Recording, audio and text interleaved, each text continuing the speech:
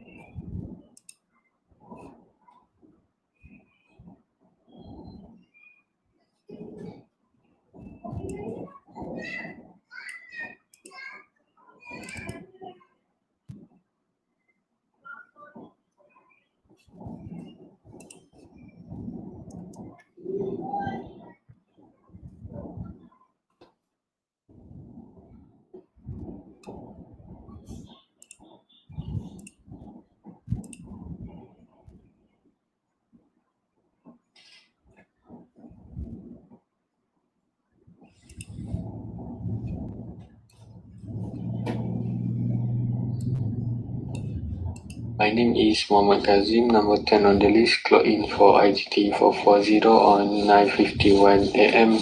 at 23 November 2020. Assalamualaikum, my name is Nur Sabina binti Zainal, number 13, clock in for ITT440, 9:52 a.m. 23 November 2020. Assalamualaikum, my name is Fatin Ayuni binti Muhammad Jani, number 2, clock in for ITT440, 9:55 a.m. 23 November 2020. Assalamualaikum, my name is Muhammad Iman bin Zaidin, number 8, clock in for ITT440 at 9:56 a.m. on 23 November. My name is Muhammad Afiq bin Nazar, number 3 on the list. Clock in for class ITT440 at 9:58 a.m. 23 November 2020.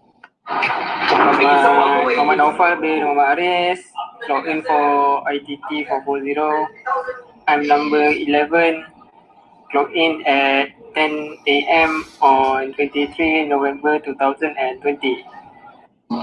Assalamualaikum warahmatullahi wabarakatuh. My name is Muhammad Fauzan bin Masali. I'm from CS2454A.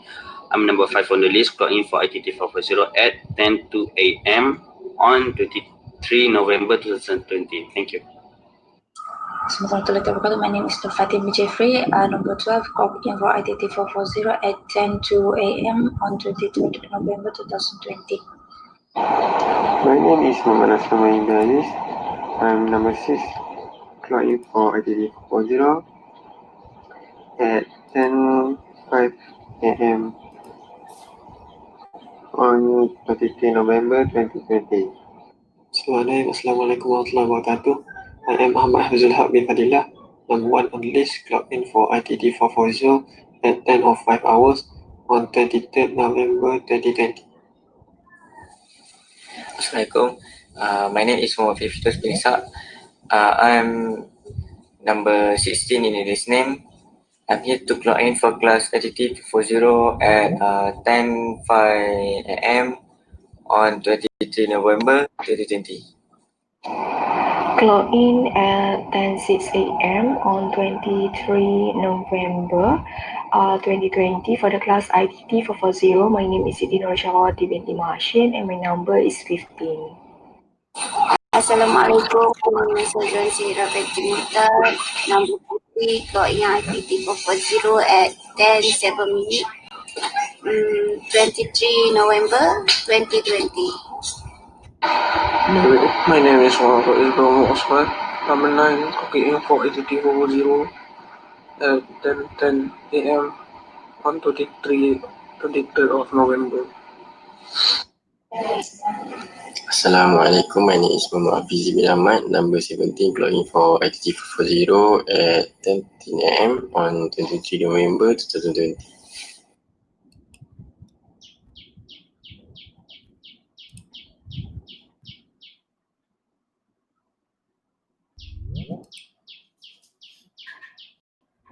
Bismillahirrahmanirrahim. Alhamdulillah Rabbil Alamin. Wassalatu wassalamu ala ashrafil sayyidina wal mursalin wa ala alihi wa sahbihi ajma'in. Subhanaka la ilma lana illa ma 'allamtana innaka antal alimul hakim.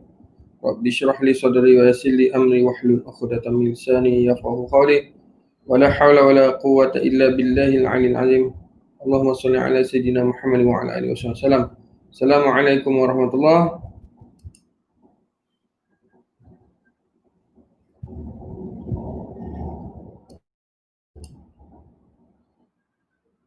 Assalamualaikum. Tekan unmute. Tekan unmute.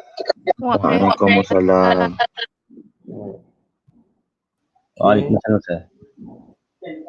Okey, Webex saya dah install lah. Sial lah. Yang ni bukan saya tak mau pakai, yang ni dia kualiti dia HD.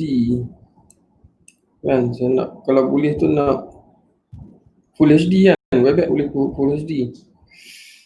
Google Meet boleh Full HD ya? Siapa tahu?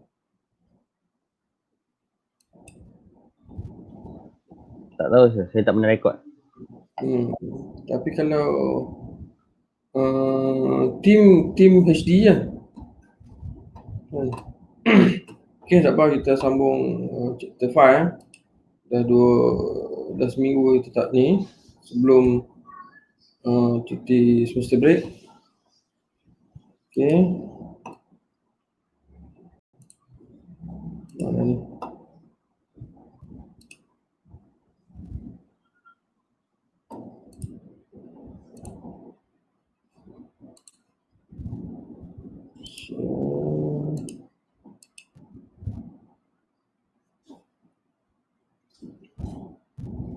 Alah, ini slide lama ada tulis chapter 9 lah. Sorry.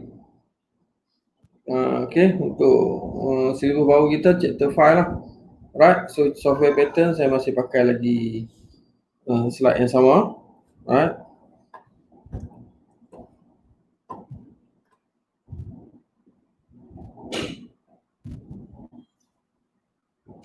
Dengar ke?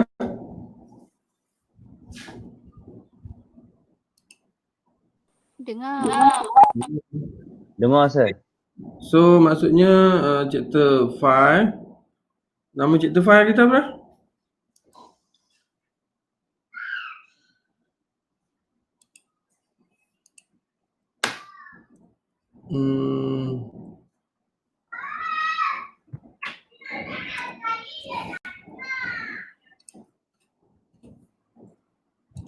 Tak, saya cari. Nama pun saya tukar kan? Network code pattern in C. Alright, network code pattern in C. Network code pattern in C. Modify kat sini ya. Okay. So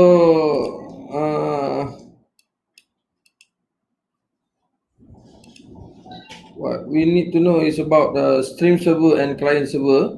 Okay. And then datagram server and client design. Broadcast datagram server and client design. Multicast datagram server and client design. Dan okay, untuk TCP atas tu stream server, bawah tu UDP. Right. Okay. And kita come out dengan last ada simple HTTP server design and simple SMTP client design. Right.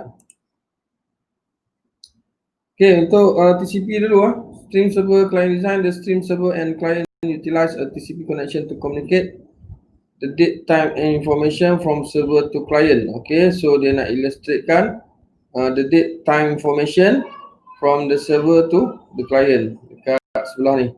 Right. Maksudnya siapa yang bagi date server ke client?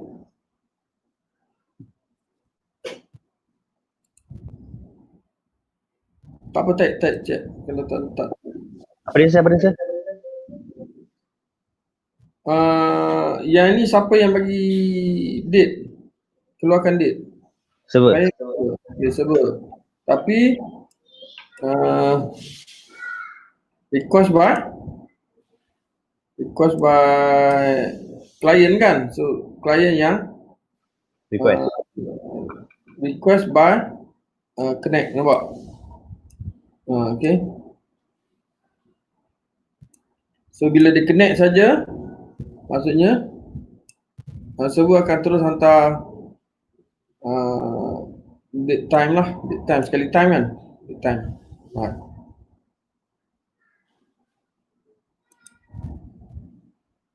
In order to accept client connection, the server must create a socket.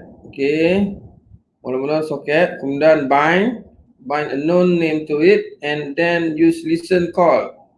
Okay, to specify its willingness to accept connection. Similarly, the client must also create a socket using the socket function in order to communicate.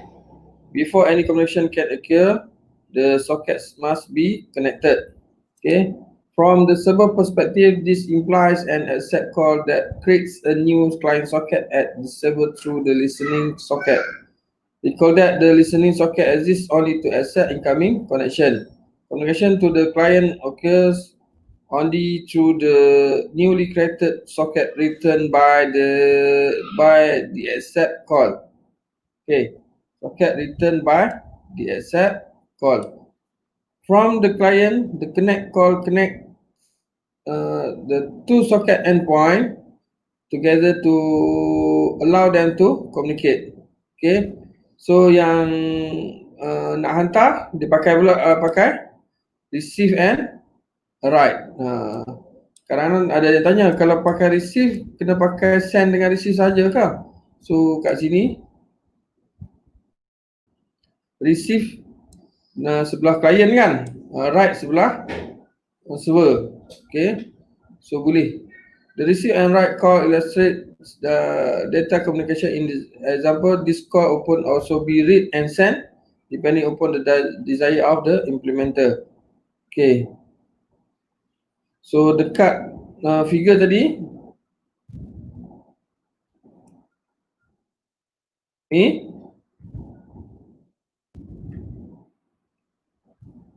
okay, kat sini kita nampak kan receive daripada server type write.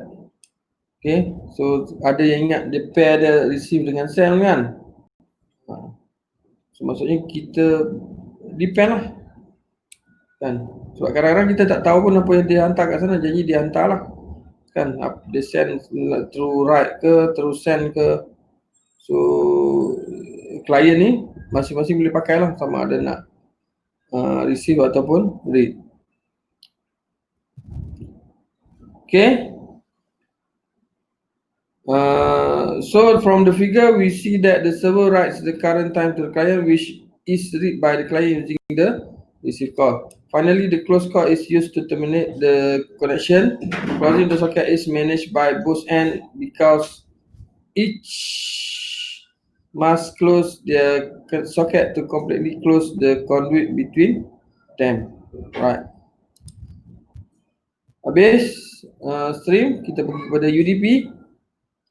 Okay, so datagram server client design. The datagram server and client utilize the UDP connection to communicate the date and time information. So kita ambil contoh yang sama, pakai date dengan time juga. Okay, so selalunya kalau kata date time kita selalu pakai UDP lah kan. UDP dia akan less apa nama connection, handshake kan. So dia tak ada handshake ya. Okay, cuma masalah dia macam mana dia nak minta, sebab dia tak ada apa nama accept dengan connect kan. Connect dengan accept dia tak ada kan. Listen tak ada, dia tak ada listen. Tapi dia tak ada listen, tapi macam mana UDP nak terima request daripada klien, kata nak dia mestilah minta sesuatu kan, at least dia ping ke apa kan, baru server akan bagi tahu acknowledge kata dia nak.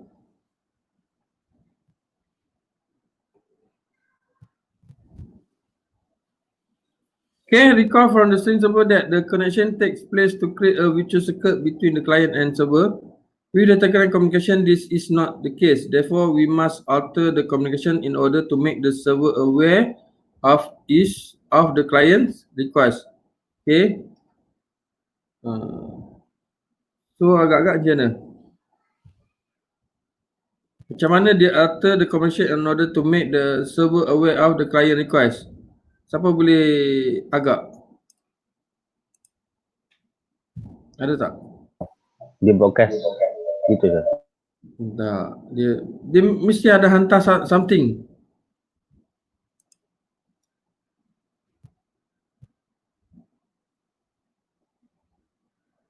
Oh.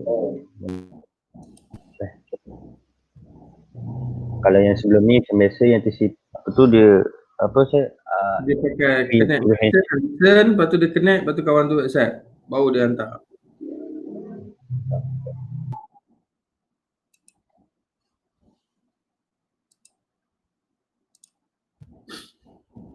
Okay? Tak apa. Teka-teki tu biar slide ni yang jawab kan. Alright, kat sini. Jawapan dia kat sini. Alright, so dia hantar apa ni?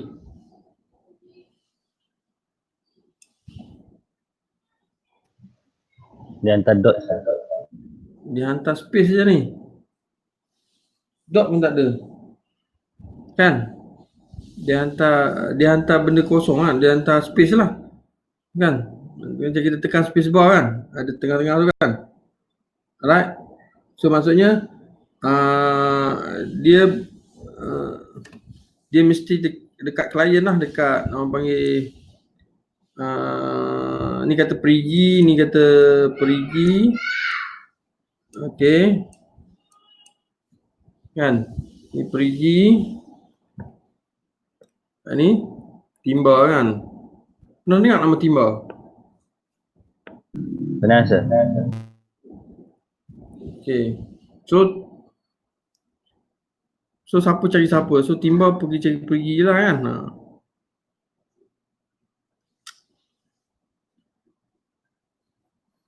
So maksudnya kat sini dia start dengan klien juga kan. Okay. So klien akan hantar dekat server space, and then baru server akan reply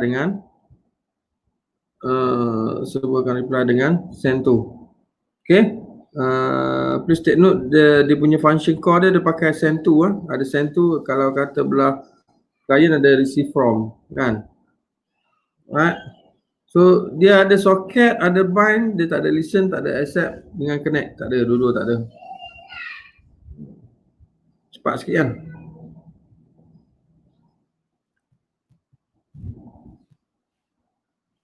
Okay.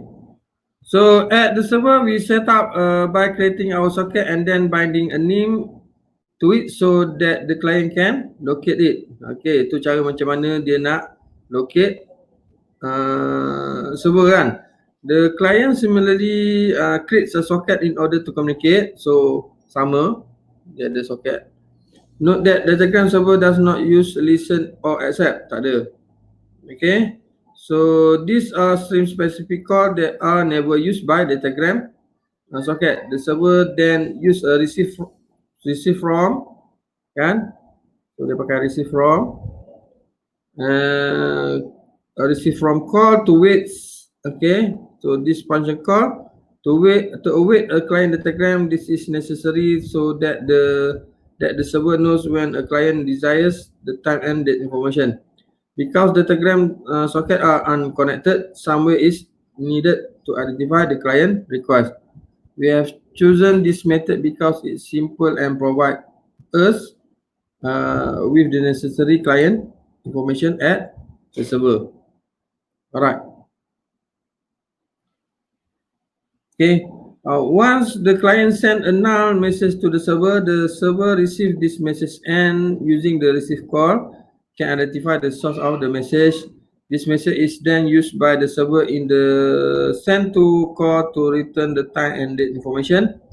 Note the symmetry in socket API function for the datagram server. Finally, both the datagram client and server application use the close function to end socket session. Okay, so kita pergi yang seterusnya. Third, tadi kita tengok time, date time untuk stream dan date time untuk second, date time untuk UDP. Sekarang kalau kata yang ketiga ni adalah broadcast datagram server. Okay, datagram server client, client server design. Okay.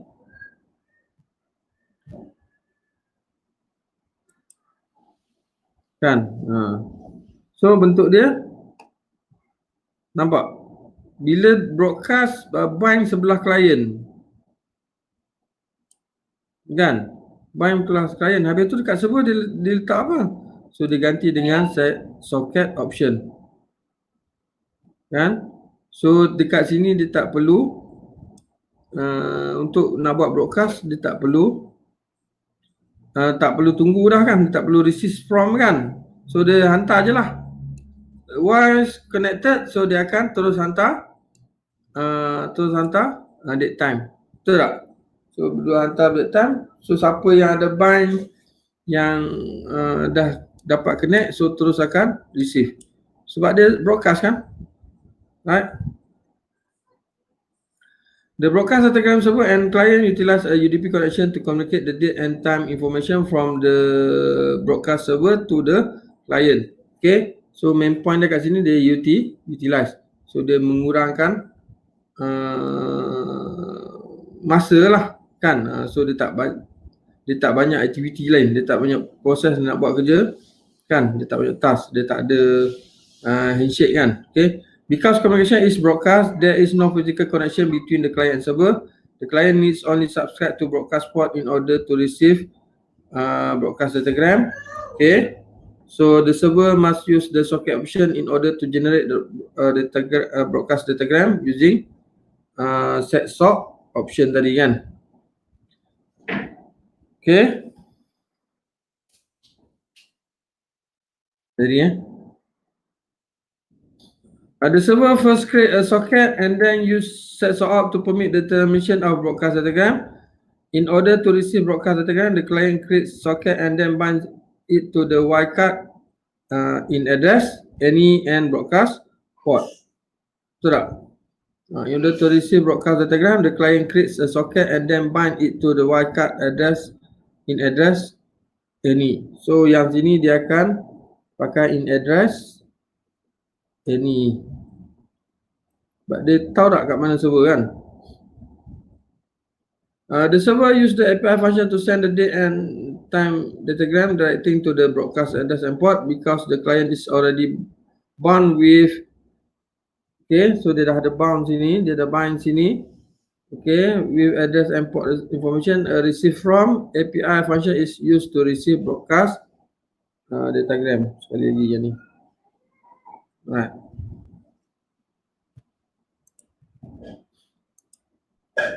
The broadcast server then simply acts as a time-based broadcaster of time and date information and date information. The client simply binds itself to the broadcast channel, allowing it to receive any datagram emitted to the broadcast address and port.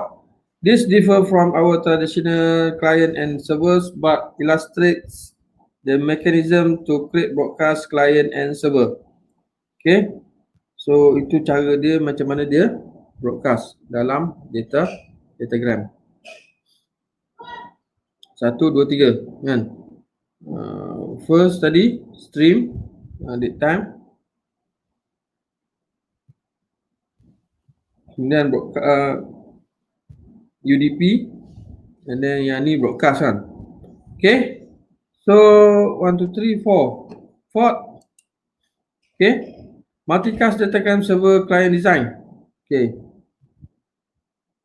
multicast ni apa beza dengan broadcast? Siapa tahu? Multicast dia select group. Kalau broadcast semua sekali. Maksudnya dia hanya send dekat siapa yang dia nak send lah kan? Sir.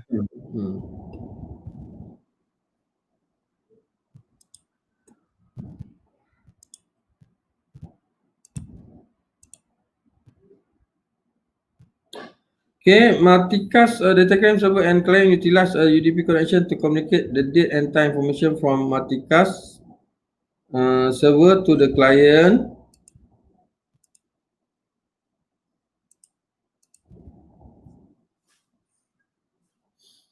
As in the case of the broadcast server, because communication is multicast, there is no physical connection between the client and server.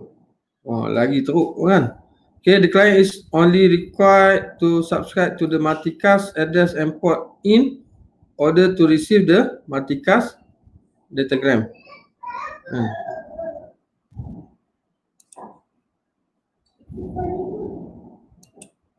Tak dapat.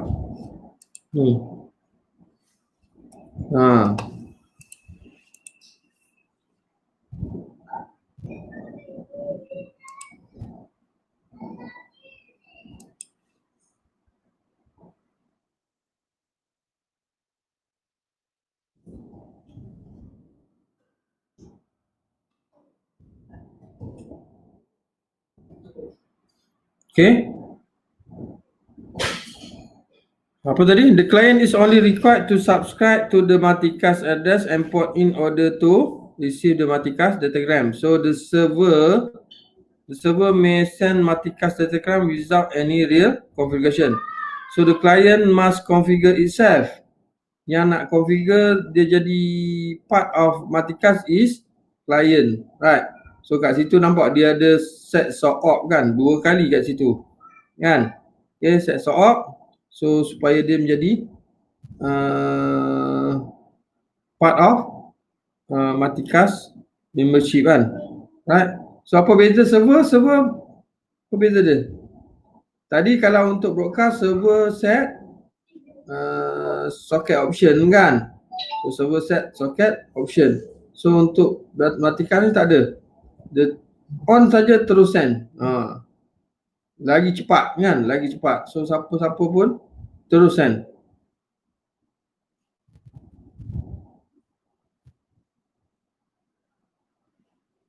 Kan?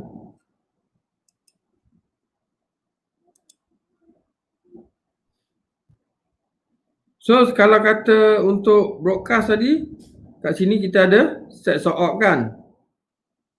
Kan, set sort op. So dia tak perlu. So yang set sort op dekat client. So dua-dua. Set sort op dekat client dan bind pun dekat client. Macam tadi lah kan.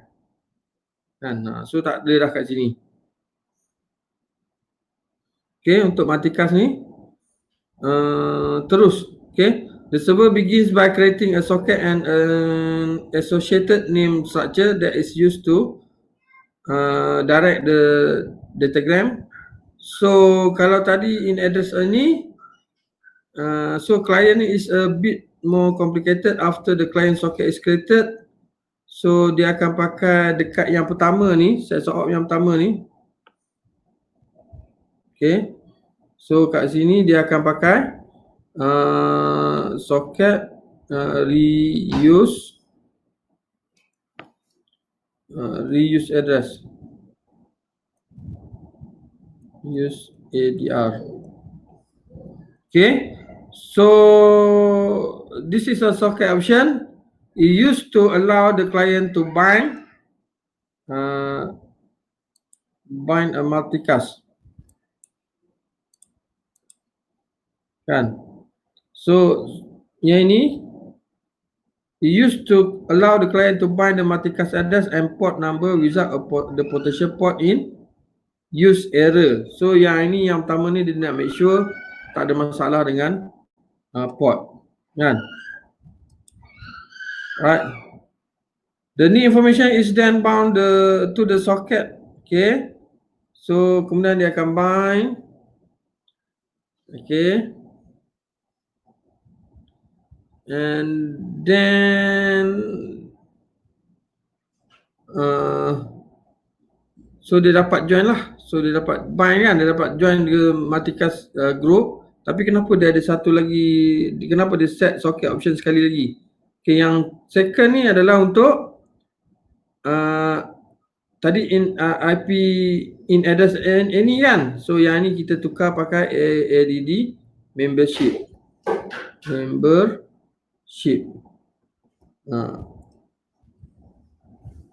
Okay. So kat sini.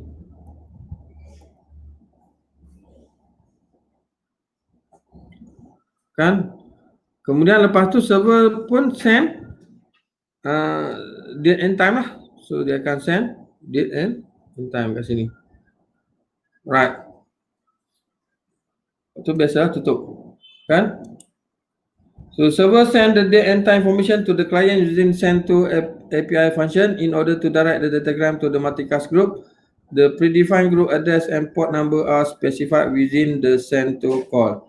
Receiving the multicast datagram is provided by the receive from API function at the client. So habis 4 broadcast multicast sekali. Okay, and then kita pergi ke macam mana kita nak buat server HTTP, macam mana HTTP server tu work?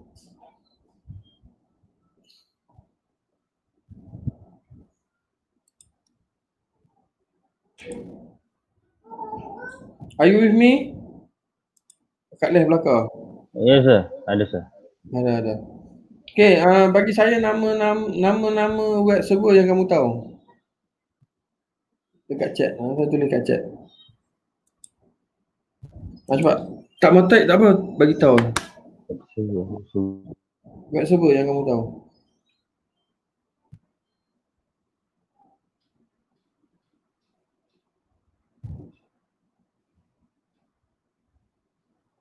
Web server tu macam download game, macam link tu. Dah. Kita kalau kita nak buat web, kita nak buat server, satu server yang boleh ada hidup web kat situ. So kamu install apa selalu? Macam SEM tu kan sir. Okay, SEM. Okay, dalam SEM tu apakah nama software yang khusus untuk web tu? Apache. Apache kan sir. Okay, lagi?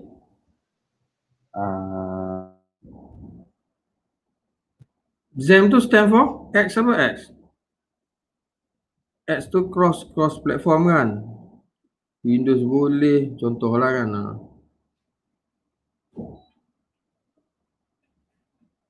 Apache M, MySQL kan? MySQL. AOL server ni web Okay, lagi? Kalau Windows dia pakai apa Windows?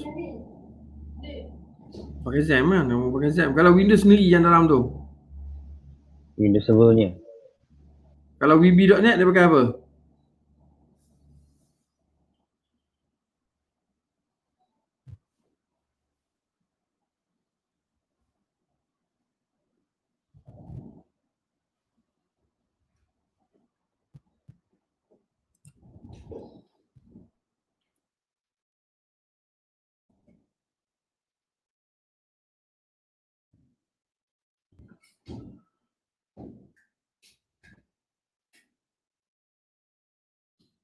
Tak ingat.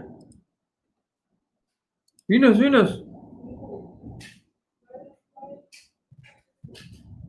Okay. So Windows kalau saya sebut yang lama kamu tak tahu. Okay. Yang lama nama dia PWS. Okay. Kemudian dia upgrade nama baru, nama apa? Windows pakai apa? S belakang tu ada juga.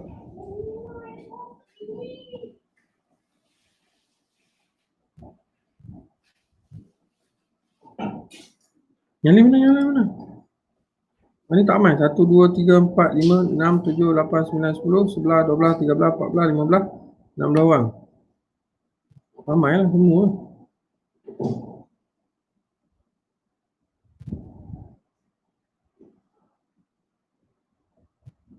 IIS, betul. IIS, betul. IIS stand for what?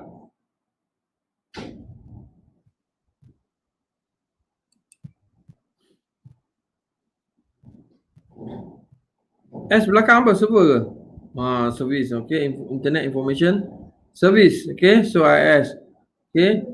So Apache selalu kita pakai dalam Unix kan. Okay. Tapi lately ramai kalau pakai PHP pun kita dah boleh pakai. PHP tu sendiri dah boleh jadi web server kan. PHP apa? PHP FPM ke?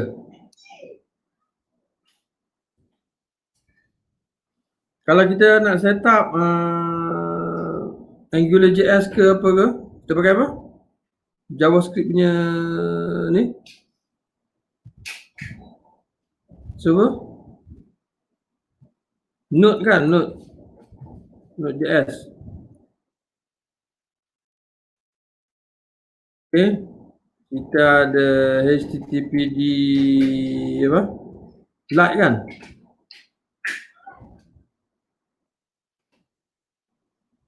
Tak pernah dengar apa?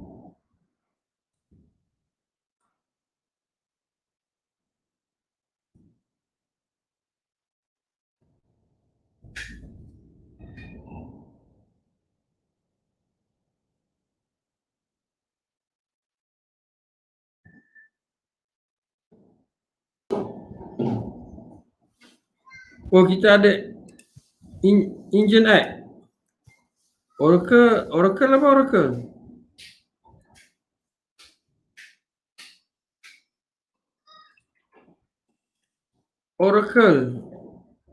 Oracle buat server pakai apa?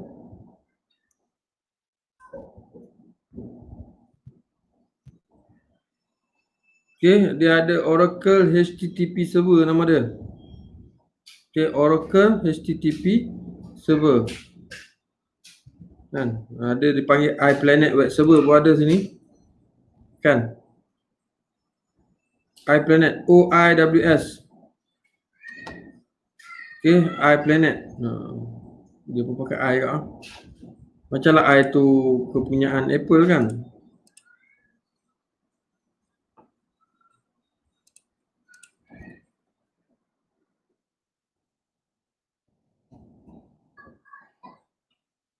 Tomcat pun ada. Wi-Fi ni apa?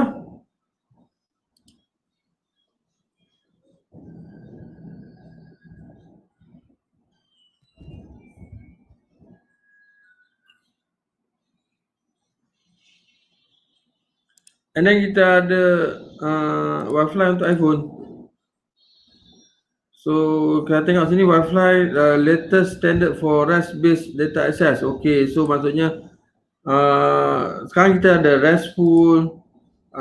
Sebelum ni ada apa? JSON lagi. Tu dia punya teknologi untuk nak pass kan? Nak pass data lah. Okay, nak grab database and then nak pass through web kan? SOAP kan? SOAP. Lama.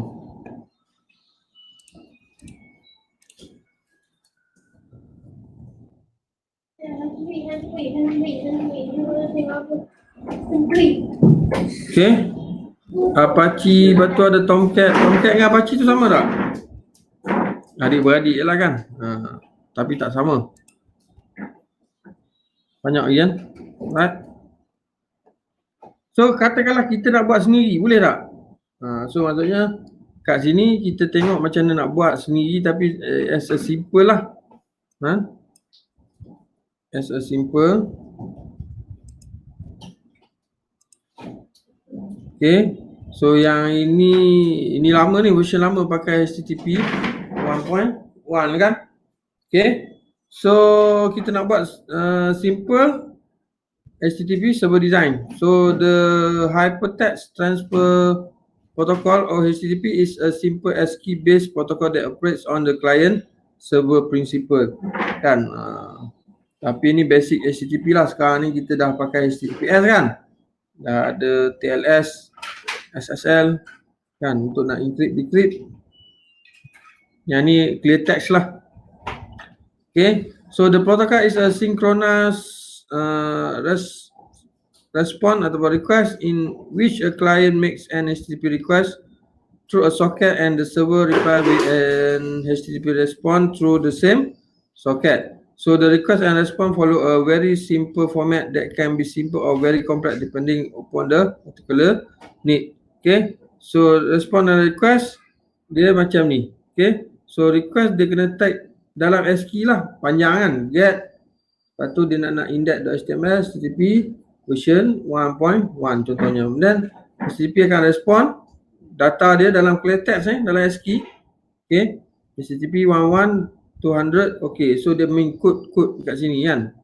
Ada coding code kat sini. Nanti kita tengok yang untuk email pun sama, nanti ada code. Okay. So apa lagi dia buat? Dia hantar date, connection terus close. Lepas tu dia bagi type apa, and then baru dia bagi tahu isi dia apa kan. Isi dia dalam HTML format lah kan. So semua ni dia akan hantar.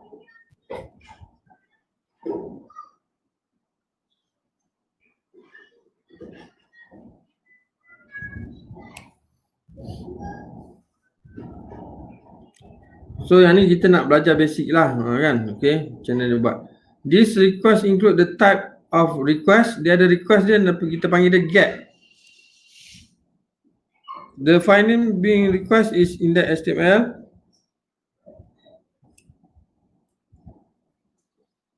Kan, and then dia bagi tahu version apa tadi kan, version string http/1.1.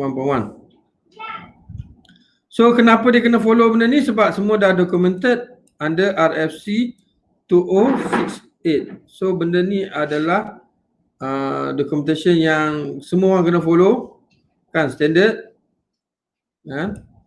So dipanggil RFC lah kan. The message flow is based upon a simple stream server and client. Okay, so kita tengok flow dia macam mana pula.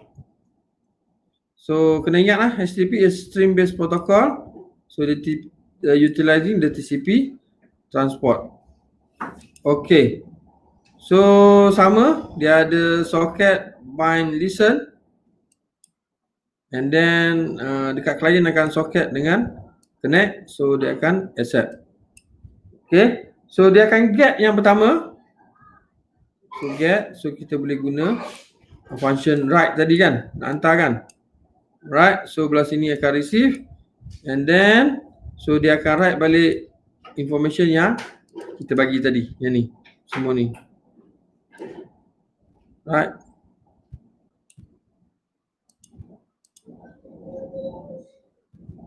Okay. As with any other stream socket server, the server begin by creating a socket using the socket function. So, and then it bind, kan, using bind, and then announcing its willingness to accept using listen. So a call to accept then permits the server to accept new client connection. Okay. Okay, the client akan create socket and then connects to the server using connect API. Okay, and initialize socket address in structure, identify the server address and port number. So now that the client is connected to the server, the client can announce its request. So untuk nak dapatkan content tadi, so dia akan hantar get command. Okay, and then to specify that the request is complete, the client ends the message with a blank line. So dia ada cara dia. Okay, trick dia kat situ. Nak bagi tahu dah complete. So client end the request message with a blank line. Sending the request is performed using the right call. Okay, so kalau nak pakai SEM pun boleh kat situ kan. Okay, the server receive the request through the receive, ataupun boleh pakai read. Kena ingat tu. Okay, after the client request is passed, the server send the HTTP response. The response is made up of two basic part. Okay, so dia ada header and then ada body. Okay, yang mana satu header, mana satu body.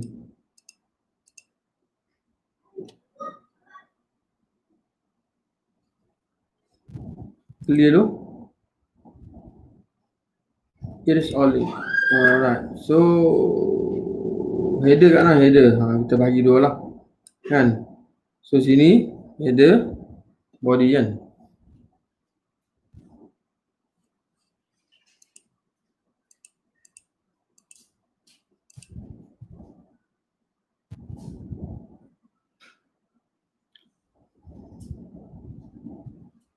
Okay, yang header ni dia buat apa? So header defines certain information that is used by protocol but not commonly seen by end user. Okay, example dia tadi context text HTML.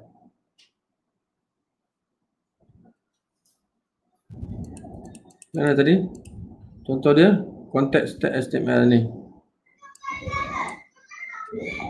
Okay. So yang header ni dia takkan keluar dekat web browser lah. Kan dia takkan keluar dekat web browser. Kan yang keluar dekat web browser adalah HTML file ataupun dia punya second part of respon tadi. Kan dia ada dua basic part, respon message header dengan respon message body. So body adalah HTML file lah, requested by user in that HTML. So note again that a blank line separates the message header from the body. Okay. So the right call is shown here to transfer HTTP response message to the client who use the receive function to receive the message.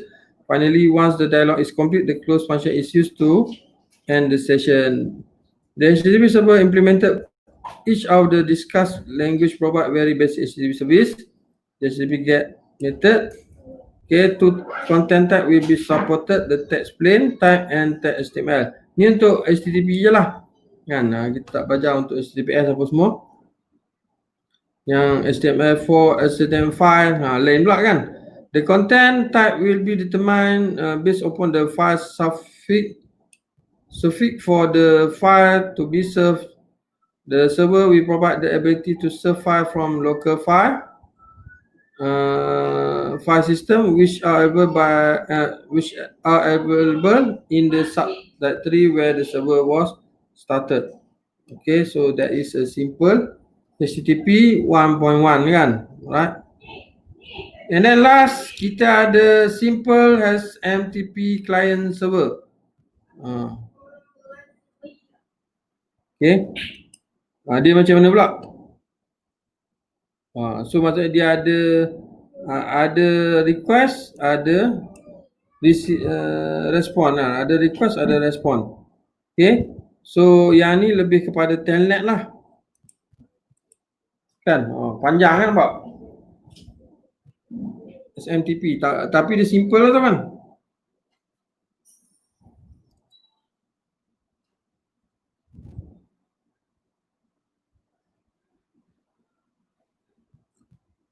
So untuk SMTP ni apa? Siapa tahu?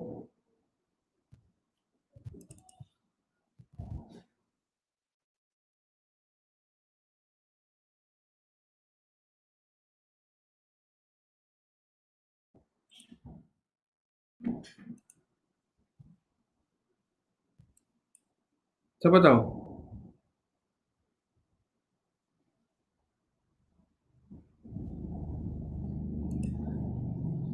Are you with me? Saya dah disconnect. Ada sir. Apa tadi sir? SMTP ni apa benda?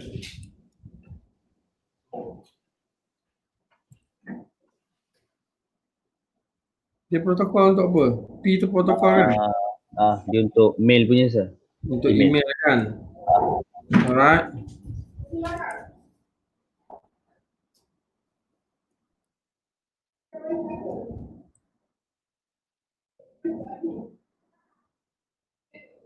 Kita try ya.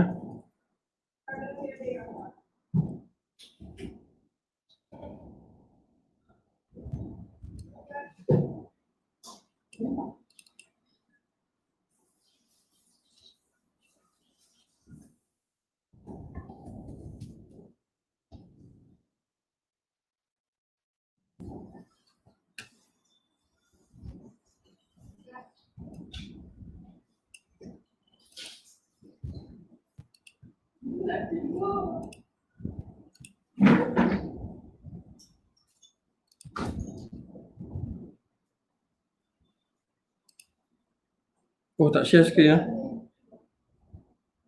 Siapa tu? Protokol.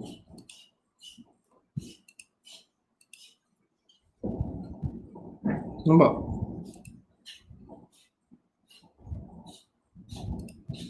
Okay. So tadi kita ada 200, untuk SMTP ni ada 500. 500 ni sebenarnya adalah respon daripada server.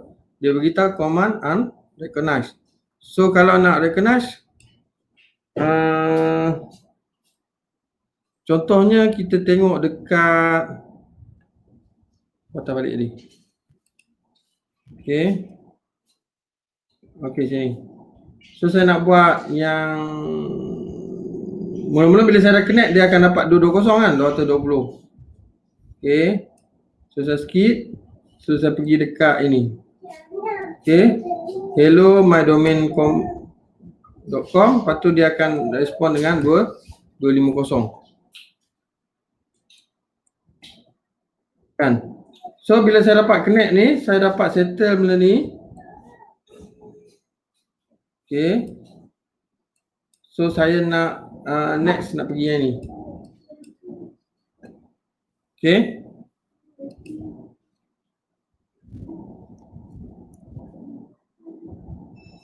okay, so saya hello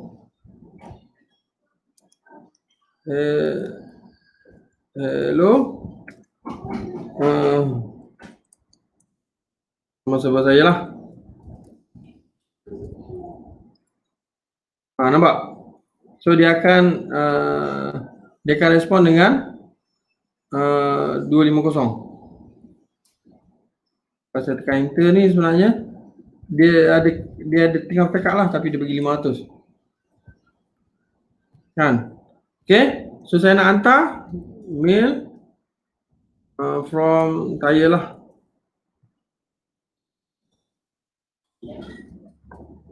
Okay, so dia faham tak? So dia faham? Tak faham? So salah dia bagi 501. Salah kat mana ni? Mail from, ada titik tindih kan? Okay, sorry.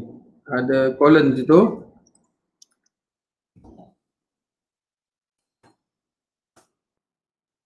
Titik error ni. Ejaan sir. Dia form. Tulis form. Oh, yang atas betul dah. Alah, R lambat tekan lah.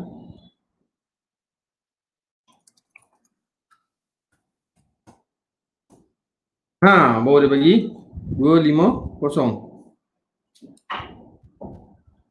Okay. And then recipient satu. So saya nak hantar diri saya juga. Nak hantar kat diri saya sendiri kan. Okay. Okay, boleh. So hantar kat diri sendiri. Kemudian nak hantar apa? So dia hantar data kan. Mana? Sini kan. Nampak tak sini kan data. So yang ni tadi dah okey. Walaupun tadi ada errornya data.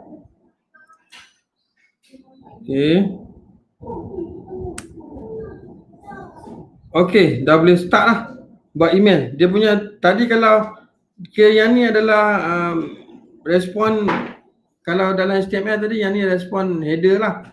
Sekarang kita masuk part body pula. Body dia maksudnya kita punya email kita sendiri. Format untuk email, tadi format untuk HTML lah. Format untuk email lalu macam ni. Okay, from kata Perdana Menteri kan. Perdana Menteri putrajaya.gov.my contohlah kan. Untuk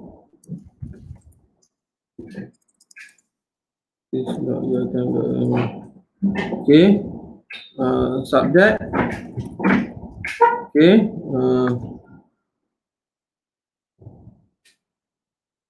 surat apa?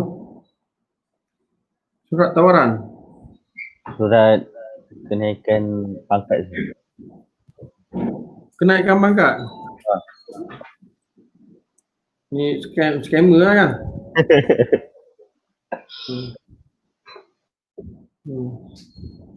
Scammer lah dia. Okay. Scammer letak terus jadi menteri sir. ke menteri kiri lah. Kanan nanti pelik kan. Tengah lah. Menteri CP senang. Tak best. Menteri Pasola lah. Power lagi saya pangkat ke Perdana Menteri saya terus. Takkan dia hantar untuk jadi menteri kan, okey? Okey. Apa lagi? Subjek dah ada, content type. Oh. Dia punya code dia kan, text plain. Okey. Okey. So isi dia macam ni lah. So kalau nak scam ni selalu kita gunakan ayat Quran lah. Bismillahirrahmanirrahim. Okey.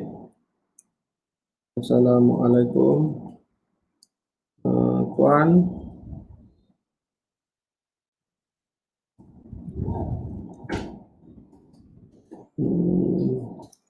Maklumkan bahawa kerajaan dengan ini memerlukan khidmat Tuan untuk menjawab jawatan Menteri Pasola kan. Okey, bla bla bla bla bla bla bla. Okey, dah habis. Sekian. Terima kasih. Yang benar.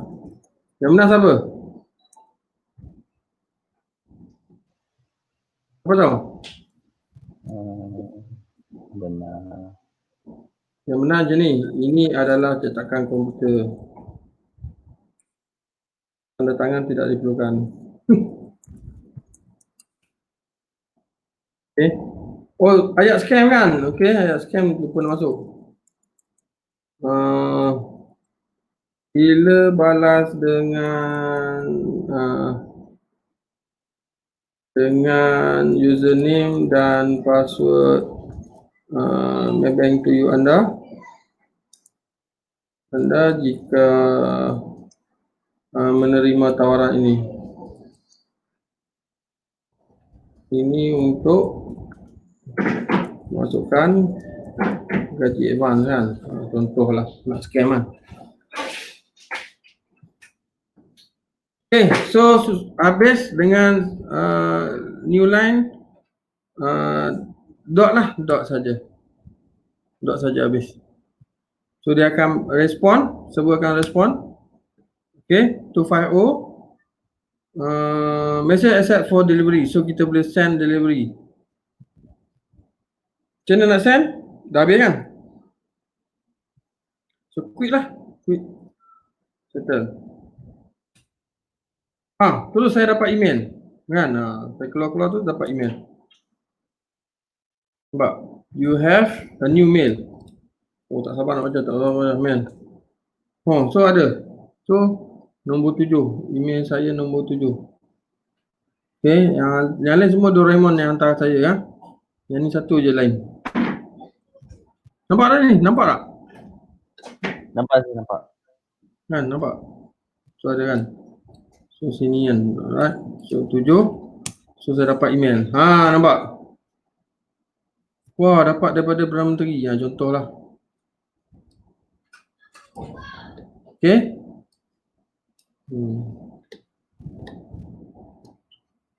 Alright.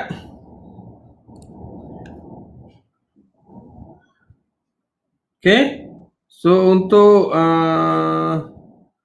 ini kamu nak relatekan dia punya dengan apa saya buat tadi, demo tadi. So kamu bacalah kan. Start dekat sini. Simple SMTP. Apa dia buat? Ini function, ini yang saya dah command tadi kan. So ataupun kamu boleh try sendiri. Okay, yang pertama ni saya biarkan kamu try buat sendiri. Senang je. Senang masuk kan. So kamu telnet ke dalam server email kamu Kamu pakai kali pun boleh kan? Pakai kali kan? Selalu root at localhost kan? Root at localhost kan?